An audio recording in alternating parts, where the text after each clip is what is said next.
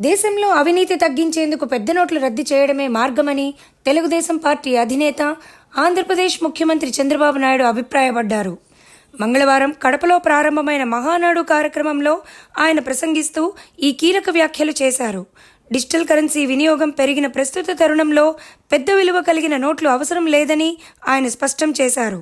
కార్యక్రమంలో చంద్రబాబు మాట్లాడుతూ దేశంలో అవినీతి గణనీయంగా తగ్గించాలంటే పెద్ద నోట్లను రద్దు చేయాలని, డిజిటల్ కరెన్సీ అందుబాటులోకి వచ్చాక ఇక పెద్ద నోట్ల అవసరం లేదని పేర్కొన్నారు. తమ ప్రభుత్వం అందిస్తున్న పాలన పట్ల ప్రతి కార్యకర్త గర్వపడేలా చేస్తానని హామీ ఇచ్చారు.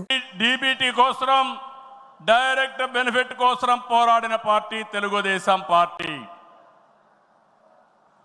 నేను డిజిటల్ కరెన్సీ రిపోర్ట్ ప్రధానమంత్రికి ఇచ్చినప్పుడు వారిని ఒకటే రిక్వెస్ట్ చేశాను. మీరు ఈరోజు 500, 1000 రూపాయలు రద్దు చేస్తున్నారు, ఇంకా 2000 రూపాయలు కొత్తగా తీసుకొచ్చారు.